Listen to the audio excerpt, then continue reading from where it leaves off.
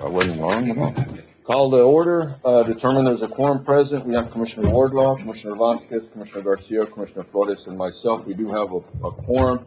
Y'all will please rise for the Pledge of Allegiance. Commissioner Flores, if you don't mind. I pledge allegiance to the flag of the United States of America and to the republic for which it stands, one nation, under God, indivisible, with liberty and justice for all.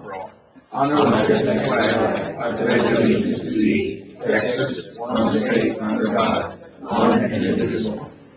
Thank y'all. These chairs are low, right? Item 5, approving and amending the following minutes. I have a motion, Commissioner Flores. Second, Commissioner Vasquez. Any question? All those in favor? Aye. Anybody against? Motion carries 5-0. Item 6, citizens' comments. In no particular order. It's just the way they're up here. Miguel, Mr. Garcia, you want to come up front, sir? Mr. Do I just start talking? Yes, sir. Oh, okay. You're up. My name is Miguel Garcia. I'm the Vice President of Del Rio Safe, a biological father, and most importantly, a citizen of Del Rio, Texas. I come to speak to you about everything that's transpired, good and bad, about your decision. The good is that you showed me your humanity, and I feel that we've even created the potential for future support in other endeavors of our city that we can do together. Your exposure to what I went through my entire youth growing up here and what I'm still living with in this town, it's something I'm glad you realized existed. It's not invisible. You just aren't the target. You asked that you hope we can do better as a community, and I agree. I'm going to give you some ridiculous examples, so buckle in. And please understand, I do this in good faith, not to attack, but to give a perspective of how opinion versus reality is what makes a mountain out of a molehill. I asked that the next time our very right to exist and be seen are under attack, don't do what you think is right. Instead, enforce the legal protections that the LGBTQIA+ has, and tell those who want to silence us to bite their tongue. Because every day, my community has to bite their tongues. We must deny some part of who we are, how we look, how we speak, to even get a job in this town, or to even be loved and accepted by our own families. You acted with your opinion on what should have been done, which clouded the truth. So no matter how much you'd like to say the library was promoting people to be trans, it was to honor the trans people who committed suicide or been murdered. Some lives being lost because of this exact decision made. It's no different than the library acknowledging Native Americans or veterans. If I were to get 20 people to call and ask for those displays to be removed, will you act just as fast? And will you say something like, the library is promoting the genocide of white people for acknowledging Native Americans? Or the library is supporting the murder of innocent lives that were casualties of war for acknowledging veterans? Can you see how easy it is to blur the difference between the truth and opinion? You consequently gave permission to those violent voices to hurt us, and after speaking with you, I know in good faith you didn't try to do that. But please realize that's a truth now. That's what we're living with. I want to thank Owens and David Martinez for showing their humanity, support, and willingness to learn and take a stand. All I'm asking is that next time, stand with us. To the remaining commissioners, I'd like to ask that you make a public statement on where you stand on whether or not you believe we deserve the dignity and respect everyone else who pays taxes has in this city. Because my community deserves to know who their vote went to and where it's going to go next. Thank you. Thank you. And again, this is in no particular order. They were just put up. Vanessa? Good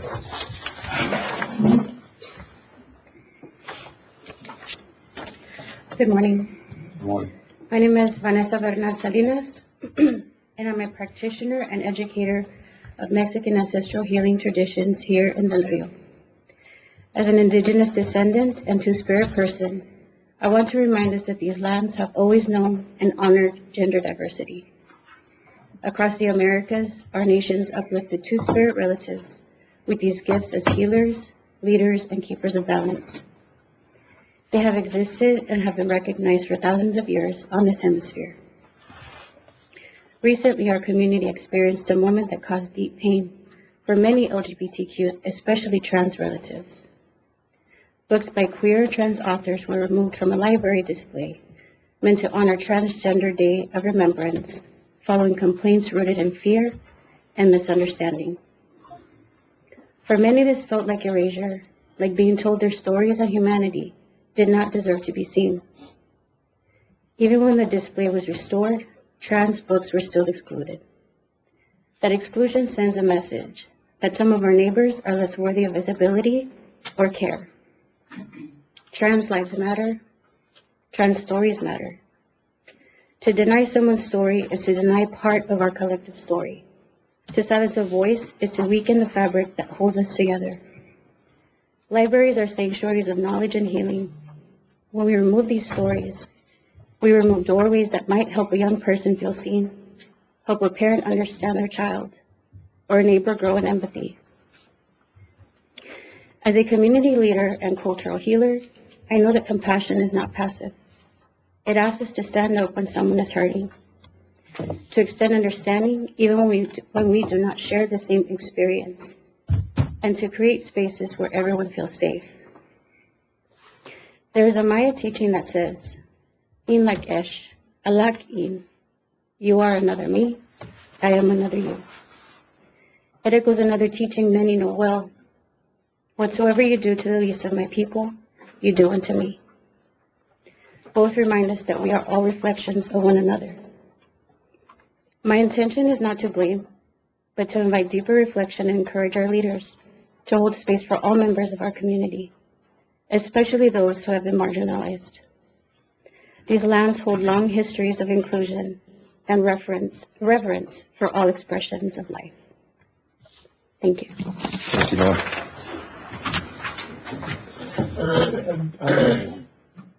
I'll save my little comment for in a minute. Robin? Robin Palmer?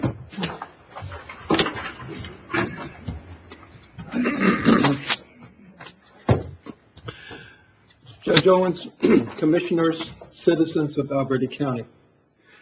For those of you that don't know me, my name is Robin Ann Palmer. I was born right here in Del Rio, Texas. I graduated in 1973 from Del Rio High School, the second class of consolidation. I worked odd jobs for a year before I went and paid my own way to Angelo State University. After graduating, I was not able to find a position in any of my 4 teaching fields that I have. Instead of sitting around and saying, woe is me, I went back to school and I graduated with honors a second time, this time as a nurse. After 42 years of taking care of the citizens of this county, I retired from Daugherty Regional Medical Center. I still wanted to keep giving back with my knowledge of my health care back to my community. The choice was obvious. That next year, I ran for public office. I am now the Vice President of the Board of Directors. Yes, I am a post-op transgendered woman.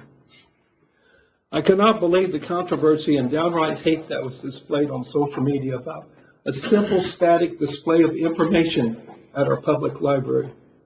That display was about Trans Awareness Week. The week ended with Trans Day of Remembrance on November the 20th, which remembers those that have been needlessly killed due to them being themselves. Unfortunately, every year, the number of those that have been killed increases. This past year, it was approximately one for every day of the year, like 366 throughout the United States plus. Again, the display was not there to indoctrinate anyone Only to inform if you happen to read the small amount of information that was on the display. Inclusion hurts no one, but intolerance always does. You might say to yourself, well, I don't know anybody that's important that was transgender.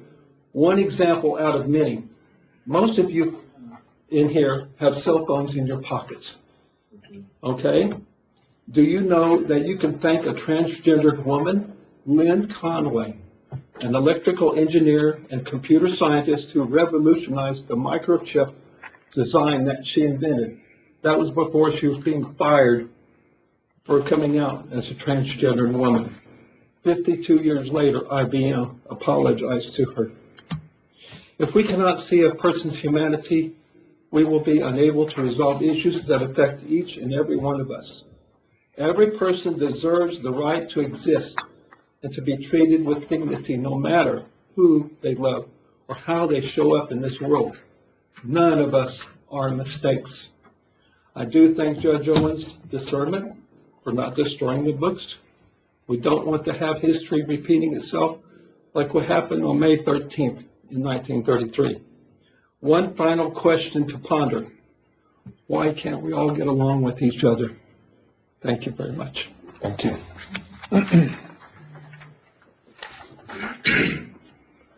Mr. Bustamante, Ruben?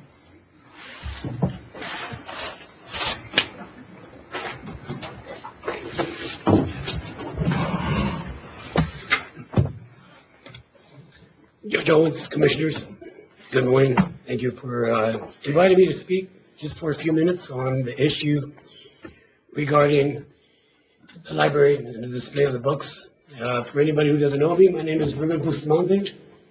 I'm a native of Del Rio, born and raised. I'm also a community activist, an organizer, a combat veteran who served honorably in the United States Army and who was a great defender of the Constitution of the United States. I'm here because when I heard about what happened with the book display, like most of my colleagues, my friends and neighbors and people that I care about, who care about this issue, I was really upset. I was agitated, like any man would be, about any issue that is close to your heart. And, but the thing is, we're all here from Del Rio. Most of you all don't know me. I don't know. Most of you, I recognize a few of y'all. But I think we kind of grew up here in Del Rio with the whole idea of what is Amistad, right? Every year we have the big Amistad parade. We talk about brotherly love and community. And for a day, everybody kind of exemplifies that, right? With our neighbors to the south, with the people in our neighborhood. But you go on throughout the whole year and you're trying to figure out, what are we doing? What does that mean? What does it mean for us to see each other in the street? Like I said, nobody really knows me. But I go out every day in this community trying to live out the best example that my mother told me. Try to show respect. Be good to people. Be good to your neighbors. Be good to your coworkers, to your customers that you deal with every day. And I feel like when I was out of here in Del Rio, I traveled the world.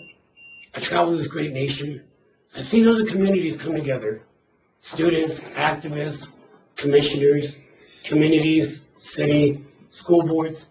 And I've seen some great people do some great things in towns where they've been more progressive in the sense of dealing with issues of human rights, education, equality, unity, love, the things that really bring people together. I came back to Del Rio in 2018, and this would be the last place that I would think I would find that kind of respect or that kind of community. Growing up in Del Rio in the 1980s, if you were gay, if you were different, if you were considered a radical, you're an outcast. You didn't fit in Del Rio. But when I got back, I didn't think I was going to find those things. And then all of a sudden, I started seeing these young people, or older people, that were organizing in Del Rio, organizing for those very things that make us beautiful: equality, unity, respect, love. People fighting for the environment. People fighting for immigrant rights, even though that's a hot topic. People trying to find a way to come up with solutions to appreciate and understand each other as a whole. I see that now. I didn't think that Del Rio was my home even though I was born here, and all of a sudden I've been back for a couple of years and I feel like this is my home, this is where I belong. We can't succeed in this struggle by ourselves. We definitely need people in our city, leaders, organizers, community, to kind of reinforce that struggle. And it is a struggle. It's a struggle that happens every day. As a veteran who deals with PTSD, whenever an issue like this arises and is formulated and the fundamentals of it arise in hatred, in anger, and so in division, it bothers me. Because I know for a fact that we are stronger than that as a community. We could do better. We have done better. And I believe that we are on that trajectory. So I thank you again for allowing me to speak here today. In the words of a city supervisor in San Francisco many years ago, when he talked about that kind of equality, his solution was, you gotta give them hope. You gotta give them hope. So thank you again for allowing me to speak today on behalf of this community. Thank you. Thank you.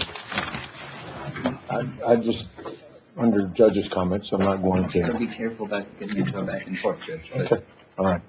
I'm gonna say something, and if y'all don't answer me back, we're gonna be fine. If you answer me, then I'm gonna get in trouble. Okay?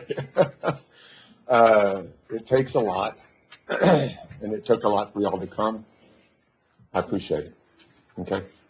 I think this is something that needs to still, remains to be discussed. But it takes a lot for y'all to come out and have this discussion with us. We do have citizens' comments at the beginning of every meeting. We do not have to have the topic that y'all are talking about in the agenda. Y'all can come up and tell us what y'all think. Okay? And again, thank y'all so much for coming. And Mayor, thank you for putting that together. Well, Miguel, okay. Again, thank y'all. Appreciate it. Item 7. We don't have anything. Item 8, presentation of birthday of the month, December, our Fire Chief, George Vargas, Ms. West, our District Attorney, and Ms. Montemayor, our Risk Management, and again, not again, but Andrew Wanchu, our Constable for Precinct 3. I want to wish y'all on behalf of Valverde County a happy birthday to y'all. George, I think we're going to do a groundbreaking next Tuesday on the fire station. And thank you for everything you do. Miss West, since she's been here, it looks like she stepped into it with Operation Lone Star and BPU and just everything else. Her cases have grown and just unbelievable the amount of money that her department's costing us. So I'm just going to throw that out there. But she does an amazing job. Joanna, I don't know what, she's listening, I'm pretty sure. I don't know what I'd have done without you and don't know what I'd do without her, especially to the time when we were transitioning from Roger to Carlos. She took the reins and unbelievable individual. Wancho, like I told him when he ran and won, be careful what you wish for. But he is also, I think you've had several conversations with him, and he's one of the ones that helped with to get the first 50 names going on the warrants. Just amazing individuals. So again, I want to wish all of them a happy birthday. We'll go into item 9, no action needed for item 8. Item 9, discussion possible action on projects for grant applications. There was a grant application that's due January 8th on different projects, water line projects or stuff like that. There's also another application that just came up. We'd applied for SE Ranch. This court had set aside the property from SL 79 to the base right off of 90, right off the railroad tracks. We'd applied. I think that grant was about a $2 million grant. the trails and stuff like that. There were some trails, walking areas, and then there was an area that the court had also approved. Well, let me get back. We applied for about a $2 million grant on that side. That grant has never been denied or approved. It's just sort of sitting on the shelf, and there until they get to look at it. But there's an opportunity right now for those trails to apply for another grant that Carl just brought up, that we could apply for another $300,000 for those trails on that side. Then we had talked about, the court had set aside the property where Precinct 1 warehouse is at, that tract of land that's there, between SO 79, the base, and the two roads that go to the west gate. We had set that property aside for, trails for, I guess, motorized vehicles, whether it be dirt bikes or whatever.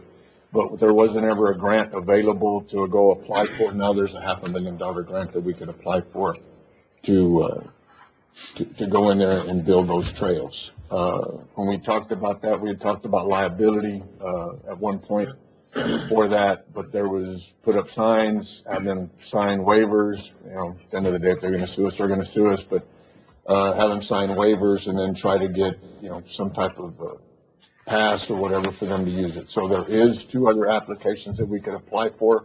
One of them for $300,000 for the trails, and they're non-motorized trails, and then one for the other one that's $500,000 for motorized trails, where you can 4-wheelers, motorcycles, stuff like that. And we could also limit the size of vehicle that can be put in there where we don't have some type of dune buggy or something like that. But those are the 2 grants right now that we can apply for. We need ideas also for the December 8th or the January 8th deadline as to what we would be applying for.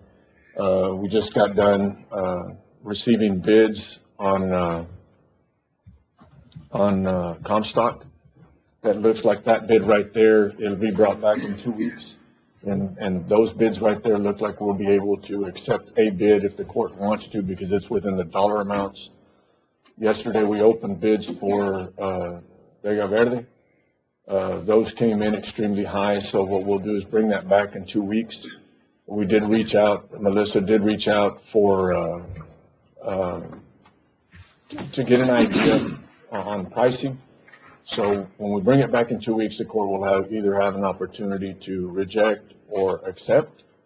But if we reject, then we'll put it out for rebid again, and hopefully those prices will come down. And with the prices that we've already looked at, it looks like we'll be within the dollar amount set aside with what Melissa did yesterday in reaching out. But the prices that we got yesterday were double what we had set aside for it. So we'll need to bring it back. Do you think we're going to We're find going to be something okay. cheaper? We're going to be okay, I think. The way it looked this morning, we'll be okay. Mr.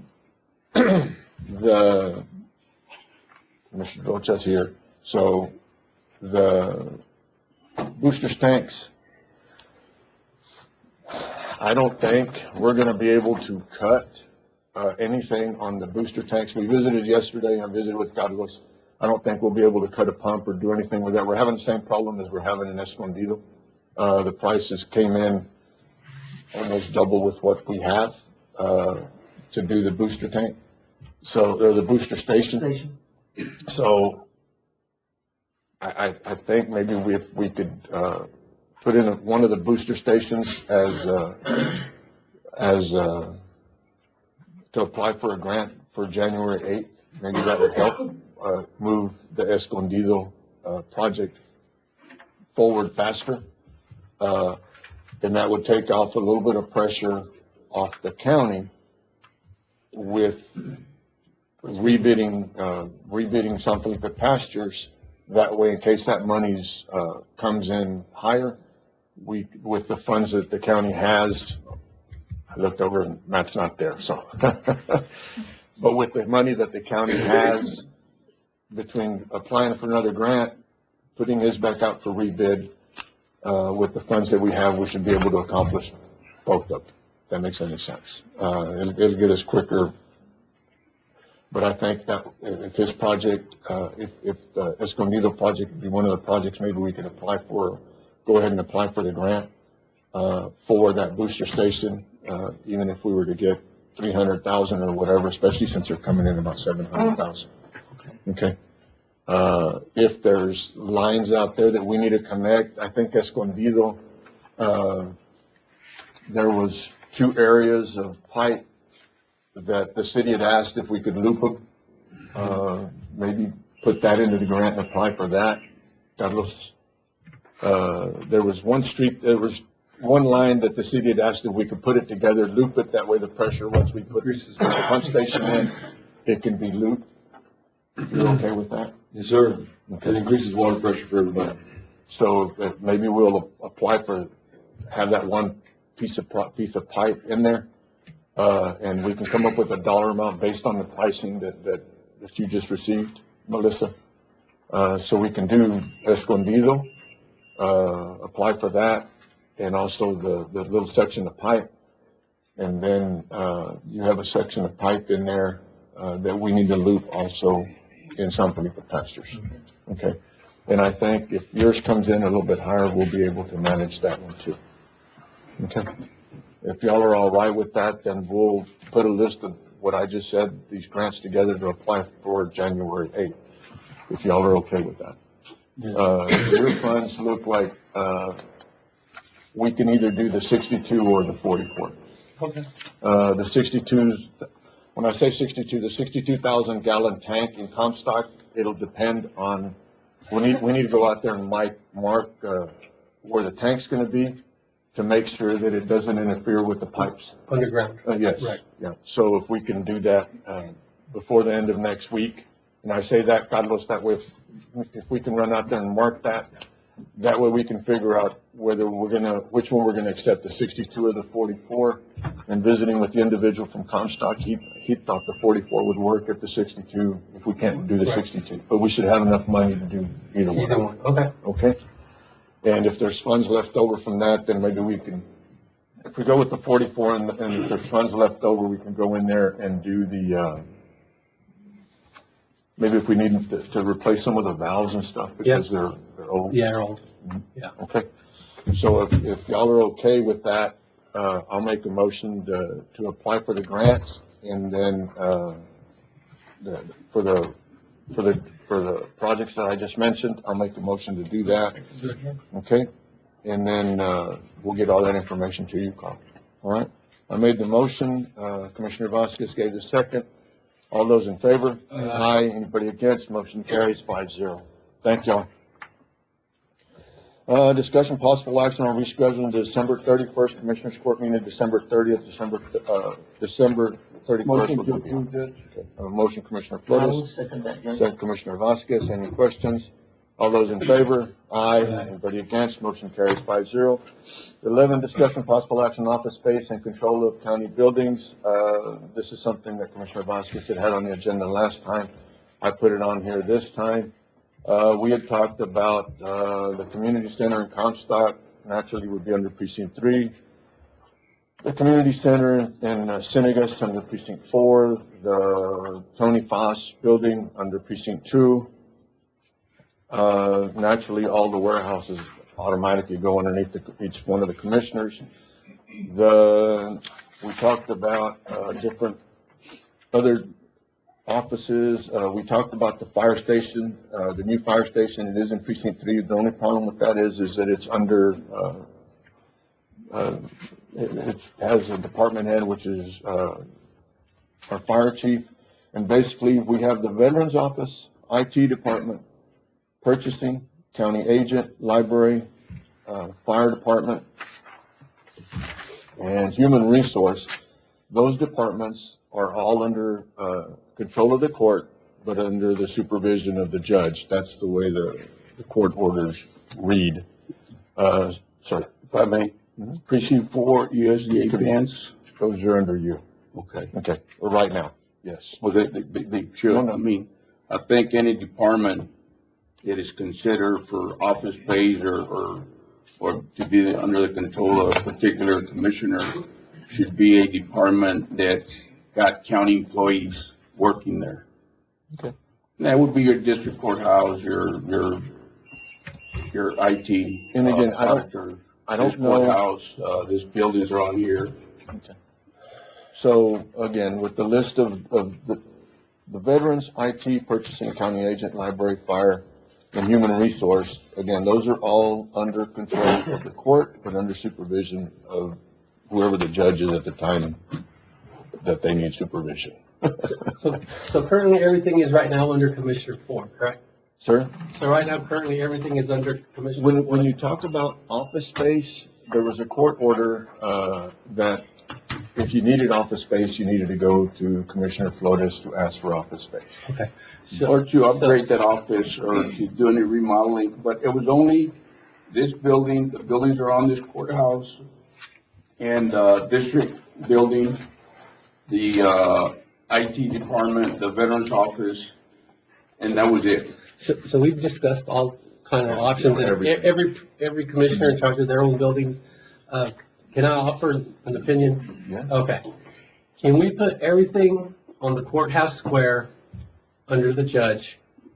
Okay, and Kirk, since he's in charge of the fairgrounds, put the fairgrounds building under him, and then all other buildings under Commissioner Precinct 2. Since most of the office space that's being used is coming from the Tony Foss Center, it would be natural for him to be in charge of that. So I would like to offer that suggestion. Okay. Okay, and I'm gonna offer another suggestion. Okay. And we'll just talk about it. Yeah, and we'll yeah. figure it out.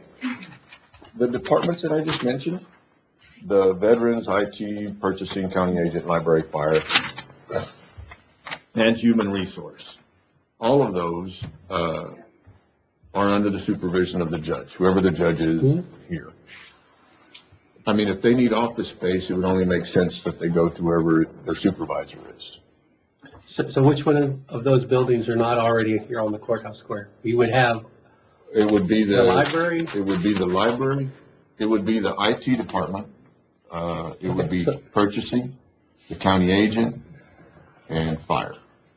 IT, So that's the CAD purchasing, building. the CAD building, the county agent, the library, and the fire, and the veterans. I think the proper thing to do here, Judge, is for you to have control of all those buildings. And it isn't- You've been a county judge and you're on top of every move everybody does. I mean, as to, upgrading an office or moving from one office to another. I think you would be the one to be in control of those departments, those offices, those buildings, that office space. So you want to add those 5 buildings to what I said about the courthouse square? If you don't mind. Yeah. Yeah, I mean, and then, Yeah, I'm okay with that. The one facility right now that is going to experience the majority of the growth, and we've already seen it, and there's still more office space there, is the Tony Foss. There's still more room there, to grow, and that naturally would need to be under, Commissioner Vasquez, because it's his precinct. Okay. So we would have all the other 5 buildings that we talked about under Okay. the direction of the judge. Okay, yeah. Yes. You want me to make that into a motion? If you want. Okay. I make a motion that all the buildings on the courthouse square, in addition, the county administration building, the county agent building, the library, the new fire department, and the old fire department, and the veterans office be under the judge, that the buildings at the fairgrounds be under the commissioner that is in charge of the fairgrounds currently, Commissioner Wardlaw, and all other buildings be under the direction of Commissioner Precinct 2, What other buildings are you talking about? or whatever else. No, you need to mention them. No, I'm not gonna mention them, we know what the list is. Okay, so the community center in Comstock would be under you? No, it's not under me right now, apparently it's under Commissioner Ford. No, it's not.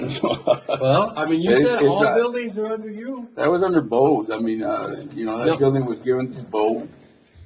And he had control of that building. I've never had no say-so over that building. Commissioner, can I whatsoever. suggest something? Sure. I would suggest, all the buildings that you mentioned, that they would be under the control of the judge, under his supervision. Does that make sense? Are you okay? All buildings. I'm talking about, IT, the veterans. Yeah, that's what I added, those 5 buildings, and the buildings in the fairgrounds under Commissioner.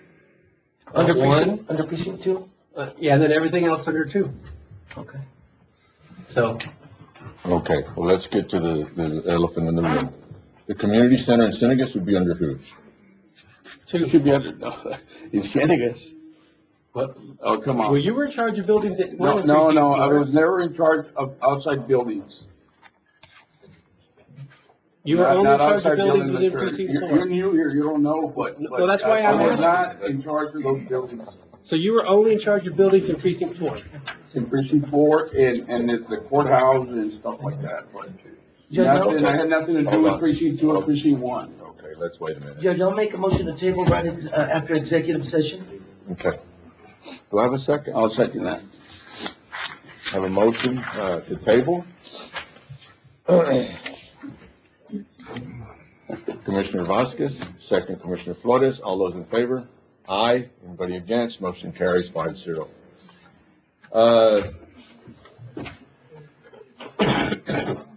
All right, we're gonna go on to, item 12, discussion possible action on naming fire station. I've got 2 items, 12 and 13. No action needs to be taken on them. I just think we need to start the conversation. On item 12, discussion possible action on naming fire station. We only had 1 fire chief. I would like for y'all to think about it. I'll bring these back. But we've had one fire chief up to now, which was Mr. Rust. He was the first one. And then for the longest time had been the only one. So I would like for y'all to consider, and again, that action doesn't need to be taken today, but I would like for y'all to consider, naming the new fire station after Mr. Rust, at some point. Okay? And again, y'all don't need to take that action today if y'all don't want to, but we can have that conversation at a later date if y'all want to. The other one, item 13, discussion possible action on naming the gun range. That one there, I'll bring it back in 3 or 4 months, when the fire station, when the gun range gets further along.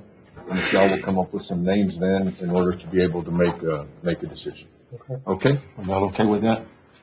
All right, no action on either one of them need to be taken, but, the one name that I will throw out there is Jerry for the fire station. All right. Item 14, discussion possible action approval of placing the SC Ranch under the control of Precinct 1. Commissioner Wardlaw. Yes, sir. It's over there in precinct 1. My warehouse is in the middle of it, and I can take care of it. But we can move it to executive session for further discussion. Okay, you want to table it for executive session? That'll work. Okay. Motion to table? Have a motion to table, Commissioner Wardlaw. Second, Commissioner Vasquez. All those in favor? Aye. Anybody against? Motion carries 5-0. Item 15, discussion possible action on approval for Precinct 2 to accept a PJ trailer forfeit by the state of Texas. Do I have a motion? I'll make a motion to approve, Judge, as presented. I have a motion, Commissioner Vasquez. Do I have a second? Second. Second, Commissioner Wardlaw. All those in favor?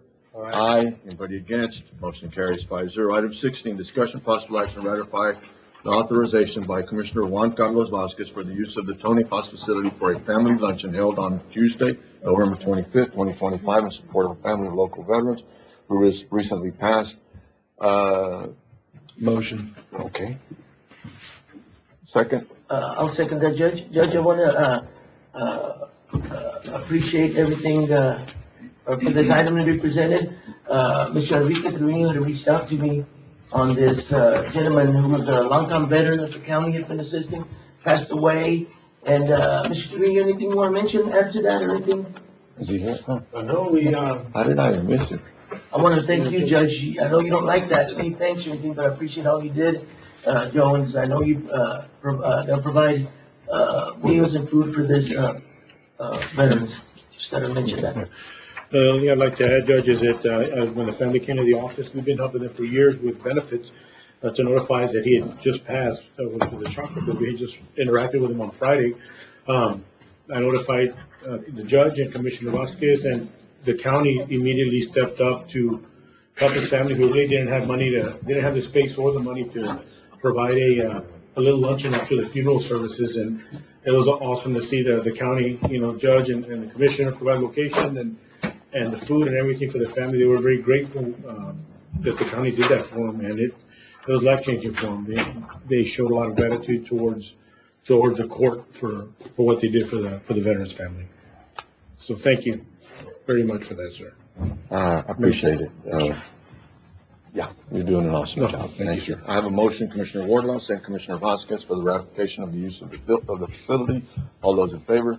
Aye. Anybody against? Motion carries. Item 17, discussion possible action authorization of authorizing Amistad PTSD Awareness, a nonprofit organization utilizes. Make a motion to approve, Judge, item number 17.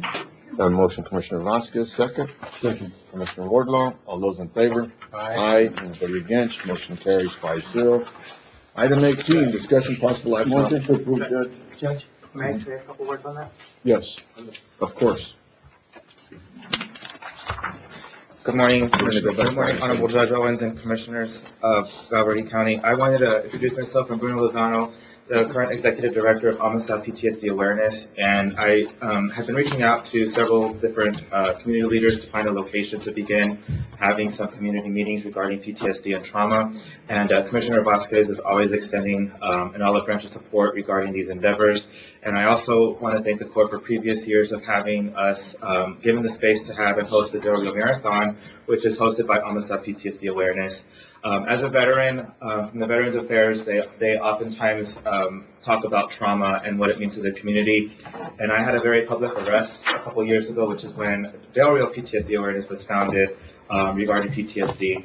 I'm very vocal and very supportive of anything that regards mental health and mental health awareness, and especially dealing and managing with trauma. Initially, I focused on veterans, military, and law enforcement. At the time, I had just been a veteran of being the mayor for 2 years. My last post was really regarding the immigration crisis that we all experience as a community.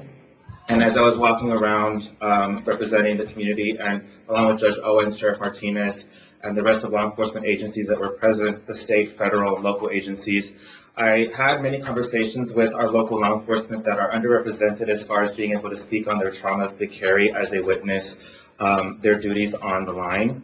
The immigration crisis affected the entire community.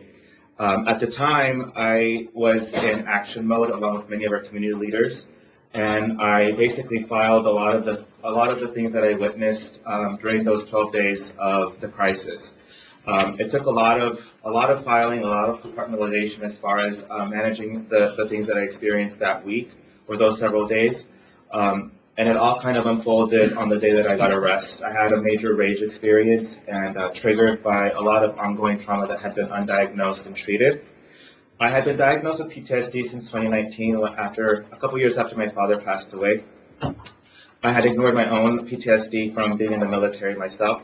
I am a survivor of sexual assault trauma twice, and also just environmental trauma. We collectively have experienced the flood of '98 together, and I still feel that this community harbors a lot of environmental trauma. Again, I'm very vocal as far as being able to speak on my own trauma.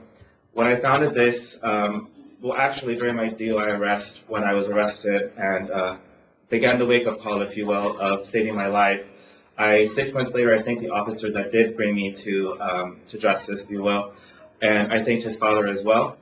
They're both men that I value and hold dear to my heart as far as saving my life. But that began a conversation within the community about trauma and what it means to be a trauma survivor. I've since had a lot of men my age that have come to me and talked about their sexual trauma as children. They were either sexually assaulted by their family members, by their friends, and these men oftentimes go and carry on with their families, having to be the man of the house and having to carry this trauma and present themselves in a manly way. But they come to me, an openly gay mayor, former mayor, an openly gay veteran who has broken those barriers and allowed them to speak to me in private and brings them support because of this nonprofit that I created. And because of the support from the county and the city regarding the Del Rio Marathon, being out there physically and being able to manage mental health out there in nature, out there amongst the community members, this has had a profound effect on the men here in the community.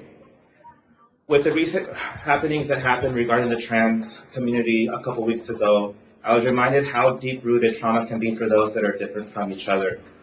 Having grown up in this community, I also experienced bullying myself, and I had to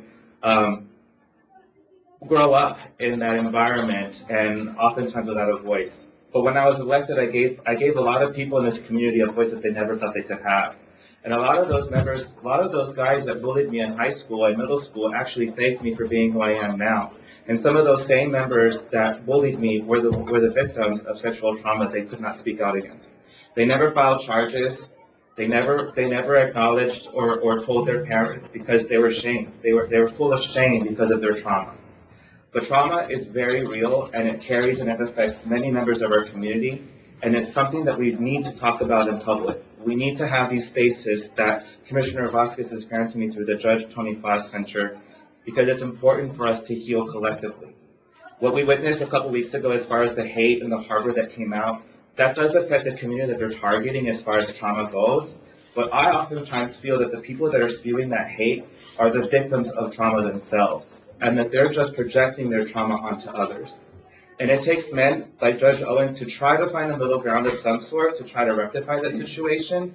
But unless we actually talk about trauma in the community and actually digest and heal ourselves and the community together, we're never going to heal.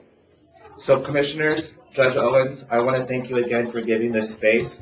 The meeting that I'm planning on having is gonna reflect something similar to Alcoholics Anonymous, which I'm not promoting, where that's also a nonprofit that they don't promote themselves. But the lines are similar, where it's going to be something that we are talking about trauma survivors, and in the sense where what happens and speaks there stays there. It's a group support. I'm not a psychologist. I'm not a therapist of sorts, but we do gain strength in group therapy of sorts, and my plan is to continue to grow and being able to speak on trauma, whether it's military from PTSD being in the war, being a combat survivor, being a survivor. I have survivor's guilt myself for having carried many caskets of men and women that fell when I was in Kuwait, when they came back through from Afghanistan and Iraq. Law enforcement trauma, wives of law enforcement and military, they also harbor a lot of their trauma that their men and women in law enforcement experience. Sexual trauma, environmental trauma, postpartum, the list can go on. But this space is very important for our community, and it's something that I believe in, and it's something that I really want to thank again the commissioners for having supported the Vero Marathon. Last year we did move over to the amphitheater because it's simply grown, and the support for this kind of nonprofit has really extended and expanded in the community. I just wanted to speak on behalf. I'm very vocal on my own experience. I'm here to offer those in the community, if you're listening now, an olive branch of support. You're not alone, and trauma is a big deal, and sometimes it's not okay to be okay, and that's okay. But we're here together, we're here collectively, and again, I want to thank you all for your time. Thank you. Thank you. We had a motion, and we had a second. We voted? Looks like then we're good. All right. We're going to take a little 10-minute recess. Don't leave. We have carolers coming in. We usually have them next door. So we're going to go ahead and recess for just a little bit. All right? In other words, they're going to turn the video off. Okay, there we are. Lights back on. We'll move on to item 18. I want to thank Shepherd Hart for coming by and singing Christmas carols. Thank y'all so much. That's how come we took a recess. Item 18, discussion possible action on authority to approve good. I have a motion, Commissioner Flores. Do I have a second? Where's that money coming from, Judge? Out of their technologies. Oh, technology, okay. Motion Motion to approve. We good? I'll second that. Second. I have a motion, Commissioner Flores and Commissioner Vasquez. All those in favor? Aye. Anybody against? Doing an amazing job there. Good. Item 19, discussion possible action authorizing to approve good. I'll second that. I have a motion, Commissioner Flores and Commissioner Vasquez. Any questions? All those in favor? Aye. Anybody against? Motion carries 5-0. Item 20, discussion possible action regarding mediation fee for upcoming mediation in the Newberry Ranches, scheduled for December 10th. And we were talking about a $2,000 fee at one time. Yes, Judge, that currently is what they're asking for. And we did reach out to the mediator to explain our position and They still want the why it would money. be necessary, and they still would like to pay. Motion to get the money from contingency, the $2,000? Yes. I will second I that, have a Judge. motion, Commissioner Flores and Commissioner Vasquez. All those in favor? Aye. Anybody against? Motion carries 5-0. Item 21, discussion possible action to amend the West Lawn, I'm sorry, I say Westland. Westlaw Advantage contract to increase the number of licenses from 4 to 3. Motion to approve, Judge, is presented. What's this all about? It's a subscription. It's just a license for their books. The only issue is that I think it's, we're moving from 3 to 4, not 4 Yeah, to from 3. 4, yeah. It's like I paused. From 4 from 3. Yeah, it was on here correct. I just said it wrong. Commissioner Vasquez made a motion. Commissioner, who gave a second? I'll second that. Commissioner Flores, all those in favor? Aye. Anybody against? Motion carries 5-0. Carlos, discussion possible action on revision or preliminary plat, Rocker I'll make a Siete, motion to Unit approve, 1 Judge, item number subdivision. 22. I've got a question here. Where's this at? Good morning, Judge, good morning, Commissioners. This is located in Valverde Park State, south of Falcon Terrace.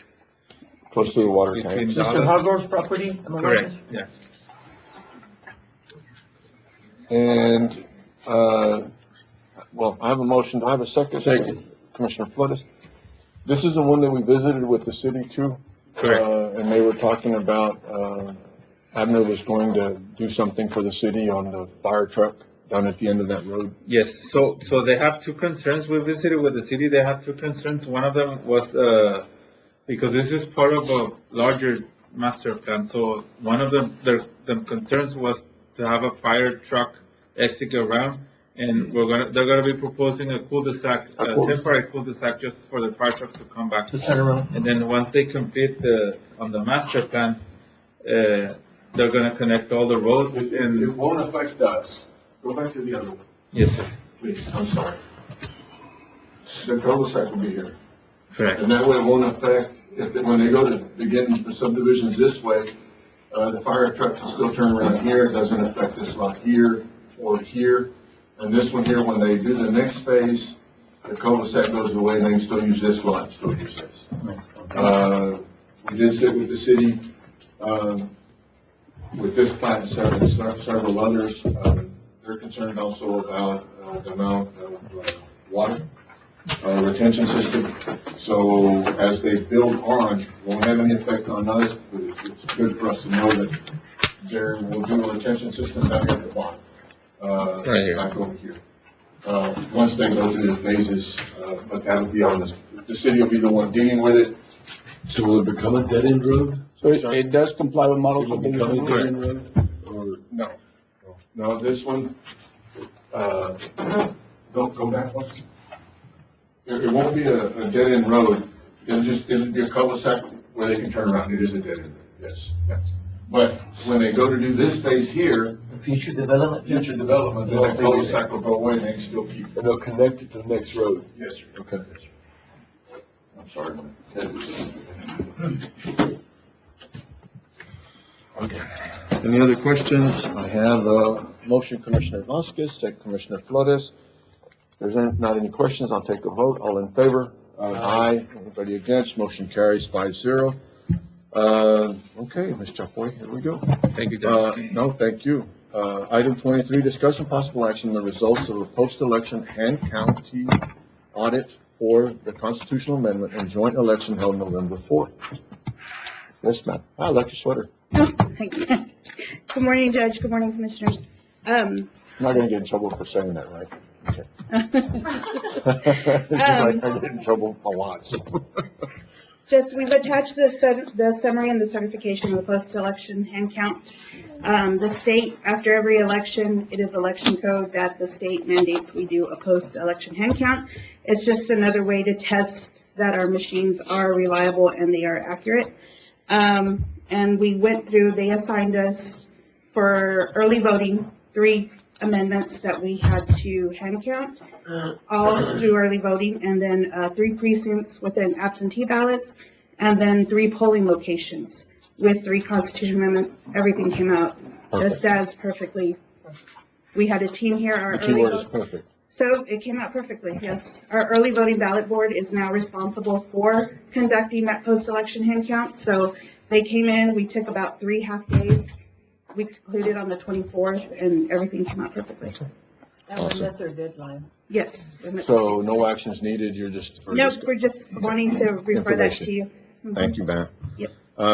Item 24, discussion possible action approving a joint primary election resolution for Valverde County Republican Party and Valverde County Democratic Party elections on March 3rd, 2026.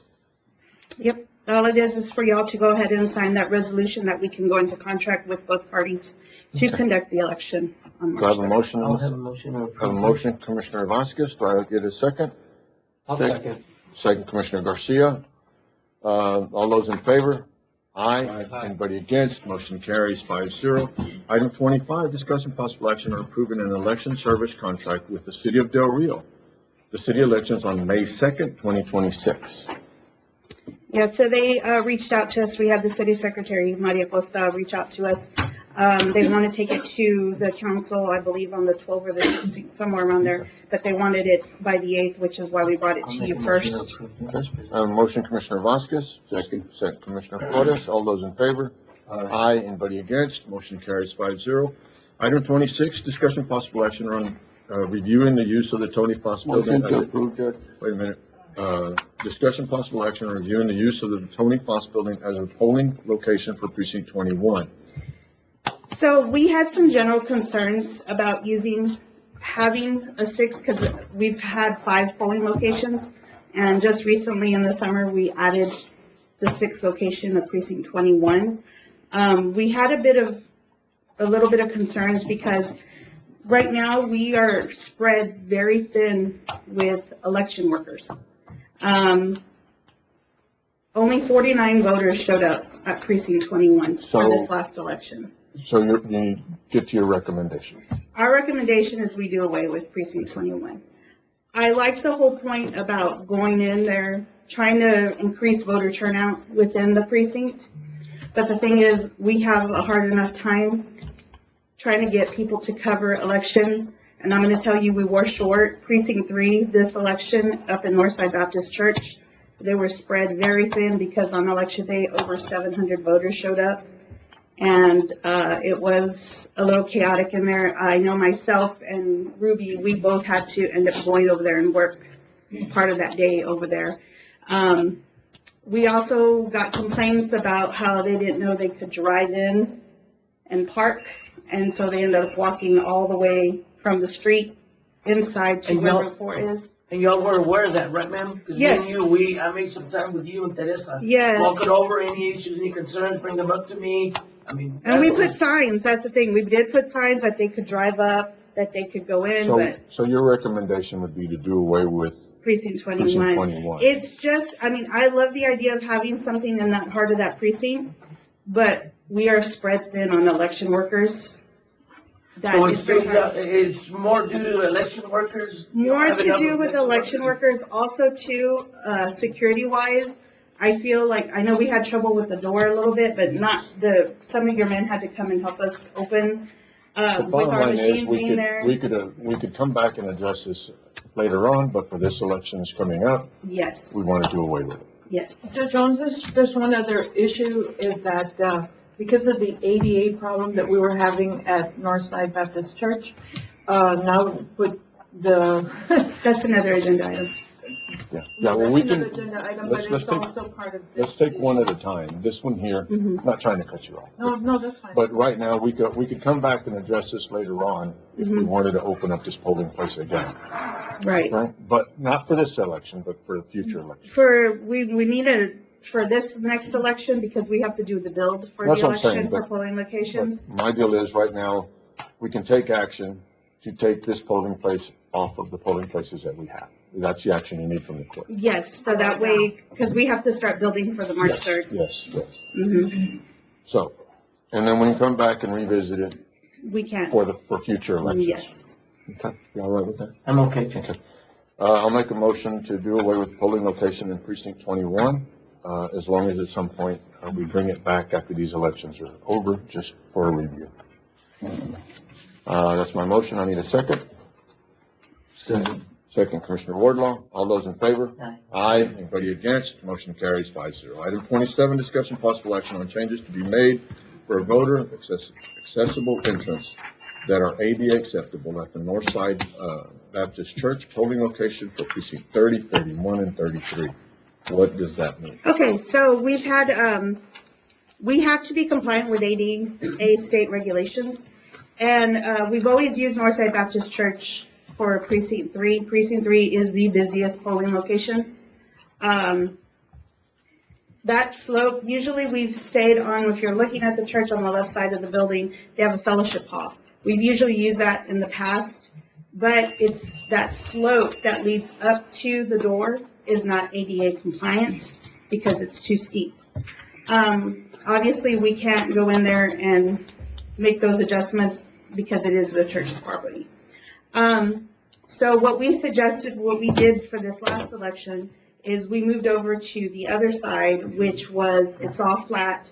It has ADA, it has all the handicap accessible parking is on that side. There's a quick, easy door to go into, but that area is too small.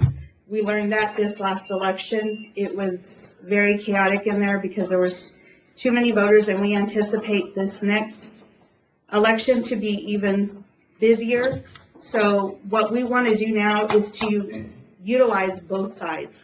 We want to go back to fellowship for people that want to go in to vote, that can vote, but we want to have an ADA, since it's not ADA accessible, we want to make an ADA accessible area on the other side. Are they okay with that? Yes, I know Ms. Chapoy talked to the state. The ADA is fine with that change, and also Pastor Murray at Northside allowed us to use both sides. So everybody's okay with it? Yes. You just need one action from us. We just wanted to let you know, to acknowledge that, let y'all know, so that way that if anybody, why do you have two entrances? Why do we have, because we're going to utilize both sides. We're going to have people working on one side and then another group working on the other side. So the bottom line is you're going to have more area for people to park. Yes, that's basically what we want to do, is create more area and it's easier accessible. But it's at the same location, It's at same the same address. location. So you don't need action from us other than you're just giving us information. Yes. Yeah, but the information was that by setting up on both sides, it takes up more personnel. So that's why, not being at the Tony Buzz, we can put those people over here. But even to back up, even before we did this, y'all were still short people Yes. in the previous election. Yes, we at were. 21. Yes. We were. So we're not doing this and creating a problem at No, 21. no. We already had the problem at 21. Yes. Or countywide. on having Countywide. 20. We need more election workers, so. So you don't need any action on 21. So You don't need any action on 21. No. Yes, Yeah, sir. just to let you know. ask, so is this gonna be like two polling places in one as far as personnel goes? No, it's a one polling location. We are just gonna move our curbside workers and maybe about one or two people who work the polling pads, so people come in. Because we do have people who, come in with walkers, with canes, they still wanna go inside. They have the option to just do curbside, but there's still a lot of people who wanna go inside and they wanna make sure their ballot's cast and they wanna go punch that button on the machine. And so we give them that opportunity to walk into the polling. We just wanna make it easier for them and more accessible. And that way it's easier for people to come in and out as quickly as possible to go in and do their voting. So it's Any just other moving questions? people around, our staff moving half over here, half over here. Any other questions on item 27? None? We'll move on to item 28. Discussion possible action on the coverage or reimbursement of $3 per hour for each election clerk on primary election day. Currently, election clerks are paid $15 per hour, with $12 being reimbursed by the state. The $3 difference in the past has been billed and split between Valverde County Republican and Democratic Party. This is only paid per hour per election clerk on each day. The county has always covered pay for the clerks for all early voting. The state only reimburses. Before we get into this, the difference of the $3 per hour, we bill it to the Democrat and to the Republican Party? Yes. It's Do they what pay? they pay. We usually bill them because and this is only on primary elections only. The state reimburses us for election day only. $12 an hour per election worker. We pay $15 an hour every election worker. So there's a $3 difference. What we do is we bill those to Republican, to Democrat, and it's based on how many because when they do fill out their timesheets, they declare Republican, Democrat, and depending on that, that's where the $3 comes from, either the Republican Party or for the Democratic Party. And this is where my mouth always gets me in trouble. Evidently, they don't pay. And I think we're having more of a problem with the Democratic Party than we do with the Republican Party. Yes, the Republican Party has paid. They're all So caught the up. Democratic Party right now owes us $1,400? $1,500? For this last election, they owe us about $1,400. So do we have an obligation to continue to fund the Democratic Party? Mhm. Does the county have an obligation to continue to fund something that we're not getting reimbursed, that we're not getting paid for? It's not fair. The Republican Party's paying, the Democrats ain't paying. And I pay a $750 fee. I don't turn in signatures. I pay $750. I don't know about the rest of the candidates. Right. But it just don't seem fair that we have one party paying and the other party's not paying. And I will let you know, we had our first initial meeting with both chairs of both parties, and both have stated to us that they do not have the funds to cover those bills for this next primary. Was that Democratic Party or both parties? Both parties. Both parties. So it's not just one party, it's both parties. The Republicans have already paid up their bill all the way up, but they're telling us now, for this next election, they do not have funds to cover. We can do some research into it, Judge. Off the top of my head, I can't give you a good answer. No, I mean, and not only that, I mean, I run as a Democrat, and it just don't seem right that the party that the county judge, the head of the county, runs under is not paying their damn bill. Well, I don't know how else to put it. Yeah. It just don't seem right. You know, I pay $750 and half paid every time that I run to run under the Democratic flag, and then and I guess that would be a conversation that I have with Ms. Rose. Where's our money going? Should be going to pay bills. So it would be nice to know if we have an obligation, as the county has an obligation to fund this and to continue to fund this. I don't know. I don't know at the moment either, Judge. If you- No, that's, yeah. We'll take a look. I don't know, is this something that we need to take action on? Well, I mean, it is what it is. We're going to go ahead and hold the election no matter what. We're going to go through They're the going to process. get, our election workers get paid. Yeah, and we're either going to go way. through the process. I just want to make sure what legal recourse or what recourse we might have. We cannot not have the election, in my opinion. Y'all are okay with that? Yeah. Can I add something? Having been party chair and having had to finance the 2018 and the 2020 Republican portion, your $750 goes into the primary account for each party. So they collect the filing fees, and the Secretary of State has little segments that says that your filing fees can pay for these items. For labor on election day, the max is the $12, and it used to be $8 back when I was Republican chairman. So they have money, they just cannot use it for this expense. So I would have to have a fundraiser to use outside money, because I could not use candidate filing fees to pay any more than the state allotment. So each party has to raise funds to pay for it, because they're legally prohibited from using filing fees to pay for labor. Well, basically, because those filing fees go to the state, and that's where we get our reimbursement from, is from that filing fee. Well, and again, That $12. I'd hate to be a part of a party that don't pay its damn bills. So, You're gonna run so they probably pay for me to run. But my concern is that you brought this week to my attention, and I don't feel comfortable that we're not getting paid as a county, right? So I think as a Democrat, I will need to visit with my Democratic chair to figure out if you will get them an idea of what that $2 or $3 difference is going to be this next election. If the Democratic chair already knows that, if you can get that to them. And it's about, for every election, the reason their bills was $1,400 is because it included not only the primary, but the primary runoff. So each one is about $800. Okay, so $800 if we don't have a $800 runoff. every election. So, Election how many candidates do I, this will be an election that as a Democrat, I will need to have with the Democratic chair to make sure that the county ends up getting paid. And the reason we brought it up is because our auditor is asking, hey, where is this money?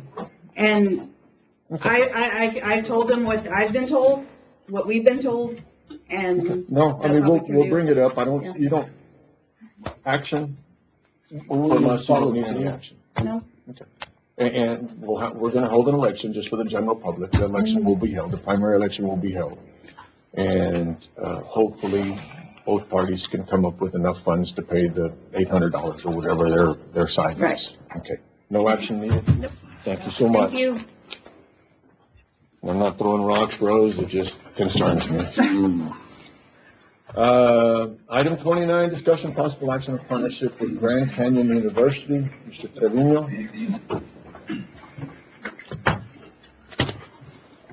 Commissioners, Court Judge. Real quick. Yes, sir. Drop your phone over there. Oh, it's okay, Judge. Oh, okay. I'll pick it up in a minute. A few months ago, I toured Grand Canyon University in Phoenix, Arizona. And the reason I did that is Grand Canyon University has a program where they specialize in offering veterans and their dependents heavily discounted degree programs. And it's an amazing university, established 1949. It's got over 200 degree programs in person and online as well. It has over 100,000 students in person and double that online. The reason I brought this to the court and I submitted the MOU to the county attorney for review is because they're also willing to offer all county employees a 10% discount on their degree programs.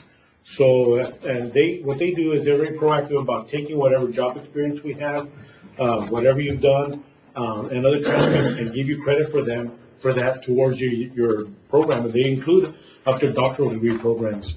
So I think it's a great opportunity not only for our veterans, and that's what we're going to focus on in our office and their dependents, but for all county employees and their dependents to receive a 10% discount on obtaining an online degree. So they make it real easy. We've got a representative in San Antonio that can come down anytime and for the veteran side, and we have their representative out of San Angelo that'll come in anytime. And I think it'd be great, Judge, use a facility like the library or 25 Center to maybe bring in county employees that want to continue their education at a discounted rate. They really make it to where there's no excuse for anybody not to obtain a degree. So you're looking at the MOU right now? Yeah, we've read over it, Judge. Essentially it's a nonprofit corporation that is asking to be allowed, and Mr. Trevino can correct me if I'm wrong. I think they just want to put up promotional materials to try to encourage people to get degrees. And in exchange for them being able to do that, then they'll offer the discounted rate to all of the county employees. Okay. And Judge, just FYI, I've heard about this university, and all I hear is good things about it. Before you even brought it up, to me, from what I've heard, I mean, it's a legitimate. I just came across it last week. I saw it on Facebook where a Del Rio girl graduated. She was out there taking her graduation pictures. Yeah, and so some of their students have, because they also fund, if a student has an idea, for example, one 19-year-old came up with an e-bike during the pandemic. They funded his company in-house, and then the kid, I think, is 24 now, 25, multi-millionaire. So they're proactive about their online students. If a student has an idea, they will help them fund their project and get their company started. So basically, they want to create, in these areas where we live, along the border, and in other areas, obviously, young people to become entrepreneurs. And that's the goal, is for that. And I just think that any opportunity our community can get to have a discounted shot at an education, whether it be an associate's or a doctoral degree, I think it's great for everybody, especially if you can get a discount. And right now, I think we can open the door to them. It's just moving forward into the future. If there's other nonprofit entities, corporations, whatever. So action from us would be to enter into an MOU, or we're not going to enter into an MOU? You're just wanting to give them permission to put up promotional material? The MOU, that's what the MOU is. So it's essentially them saying, hey, if you allow us to put this promotional material, then we'll give you all these discounts and help you guys achieve these goals. So a motion to enter into an MOU after county review, Yeah. county attorney review. That'd And be Mr. good. and Mr. John, your office didn't see any liability, everything good? Yeah, no, Everything it set? looks We great could on do paper. is, part of the motion would be after they completely review. Okay, I'll make a motion, Judge, to approve Second. this MOU, upon further review, once the completion is done by a county attorney's office. That'll work. Thank you, Commissioner. I have a motion, Commissioner Vasquez and Commissioner Wardlaw. Just so I don't get phone calls, if you'll reach out to Uvalde, Southwest, Okay. and Sul Ross, just so I don't. Yeah, no, definitely. And like, I'm also a student at Sul Ross, so I mean, I enjoy, they're wonderful universities. And like I said. Well, again, the more you'll that- just reach out, that way I don't Yeah. get the phone call. Right, I'll definitely do that. Have a motion, have a second, all those in favor? Aye. Anybody against? Motion carries 5-0. Item 30, thank you, sir, Thank you, sir. appreciate it. Thank you for all the work. 30, discussion possible action on approving a lease between Valverde County and Del Rio City Little League. Motion to approve. We have a motion, Commissioner Vasquez, sorry, I was on him. Second, Commissioner Flores, all those in favor? Aye. Anybody against? Motion carries 5-0. Item 31, discussion possible action to award a contract to. Motion to approve, Judge. Okay. A motion, Commissioner Flores, do I get a second? Commissioner Vasquez, all those in favor? Aye. Anybody against? Motion carries 5-0. Item 32, discussion possible action to approve the purchase of a Mack MD7 grapple truck from Volvo and Mack Trucks of Waco for $210,600. Motion to approve, Judge, is presented. Second. Motion, Commissioner Vasquez and Commissioner Flores, all those in favor? Aye. Anybody against? Motion carries 5-0. Item 33, discussion possible action to approve a transfer of 2003 Sterling grapple truck. Have a motion, Commissioner Flores, second Commissioner Vasquez, all those in favor? Aye. Anybody against? Motion carries 5-0. Item 34, discussion possible action to approve a new extension to our Motion to Spectrum approve, Judge, voice. is presented, item number 34. Second, motion, Commissioner Vasquez, second Commissioner Flores, all those in favor? Aye. Anybody against? Motion carries 5-0. Item 35, discussion possible action to Motion to approve approve, to Judge, declare. is presented. Second. Motion, Commissioner Vasquez, second Commissioner Flores, any discussion? All those in favor? Aye. Anybody against? Motion carries 5-0. Item 36, discussion possible action on what the Commissioners Court will do with approximately 31 turkeys that were additionally donated from what was ordered from employees. We have 31 turkeys. What do y'all want to do with them? We can split them 4 ways and split them with people No. now. So pretty much split them 4 ways. Yes, sir, Judge. Have a motion? Make a motion, Judge. that Somebody. we, Split up the Okay. turkeys between all 4 precincts. All right. Have a motion, Commissioner Vasquez, second Commissioner Flores, all those in favor? Aye. Anybody against? Motion carries 5-0. Item 37, discussion possible action approval HR monthly report for the period from November 20, 2025 through December Motion 30, to approve, 2025. A motion, Commissioner Flores, second Second, Judge. Commissioner Vasquez, all those in favor? Aye. Anybody against? Motion carries 5-0. Item 38, this is the one that we never have anything, but it's always on the thing. There's no action approving monthly reports from elected officials, because I don't have any. They're with 40. They're back behind down, 40. uh-huh. Yes.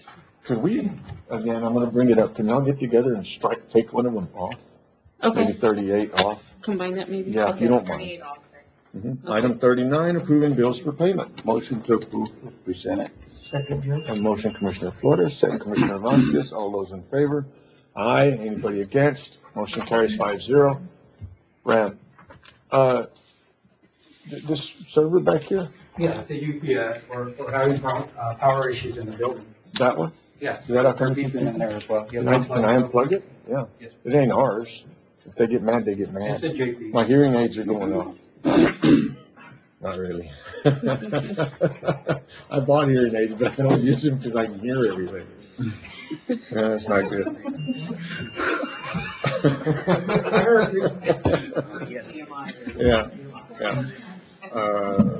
Item 40, discussing possible action to approve the auditor's report. Motion to approve, Judge. Second. Motion, Commissioner Flores, second Commissioner Vasquez. All those in favor? Aye. Anybody against? Motion carries 5-0. So far, you're doing good. Item 41, discussion possible action on the following certification of revenue, Texas Association of County Sheriff's Office and Insurance Group. Have motion Commissioner Flores, second Commissioner Vasquez. All those in favor? Aye. Anybody against? Motion carries 5-0. I guess we can go one by one. Discussion possible action on the following budget adjustments, 15,000 certificate of obligation. Second. Motion Commissioner Vasquez, second Commissioner Flores. All those in favor? Aye. Anybody against? Motion carries 5-0. The next one is $117,595. Motion Commissioner Vasquez, second Commissioner Flores. All those in favor? Aye. Anybody against? Motion carries 5-0. Next one, $75,459.26. Motion to approve, Judge.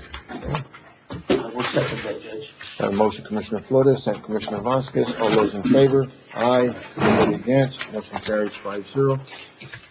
Item 43, closed session consultation pursuant to Texas Government Code A551.071, attorney-client privilege, B551.071, parentheses 1, parentheses A, contemplated litigation, C551.072 regarding the purchase, exchange, lease, or value of real property and property, whatever. B551.073 regarding negotiated contract, lease, or value of real property, possible action or possession thereafter. E551.076 regarding security devices, security audits, security personnel, security cards, trucks, and everything else. That will give us the room, take a little break, and then we'll be back in executive session. Lights on. Commissioners Court, come back into session. We tabled two items, item 11 and 14. We'll bring back more information on both those items, so no need to go back to them. Item 44, Commissioners' comments. Judge, on this groundbreaking ceremony for the groundbreaking ceremony for the new sports complex between the school district and Valverde County, Judge, I want to invite everybody. It's going to be Tuesday, December 16th, Judge, 720 East De La Rosa Street.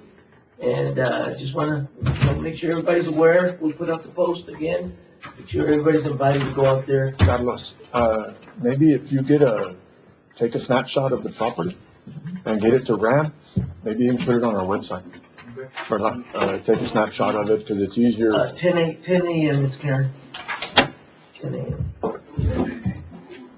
And we have another one scheduled tentatively for this coming Tuesday for the fire station. 12, 9. 9. I say at 10. I say tentatively because I have issues now. So. You always have it. We'll let you know. And it's a Roberto Bob Shavina Sports Complex, just by the way, so the people know. And where's the fire station? It is on Highway 90. I will send you an address.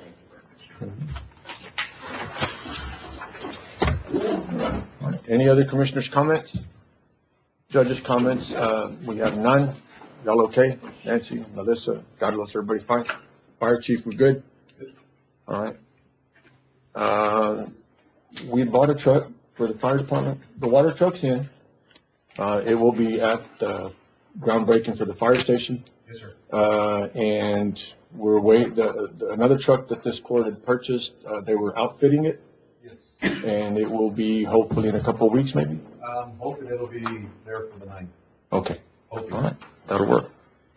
All right. That was it. I'll entertain a motion. Motion To adjourn. And a motion, Commissioner Vasquez. Second. Commissioner Wardlaw. All those in favor? Aye. Anybody against? We are adjourned. Thank you.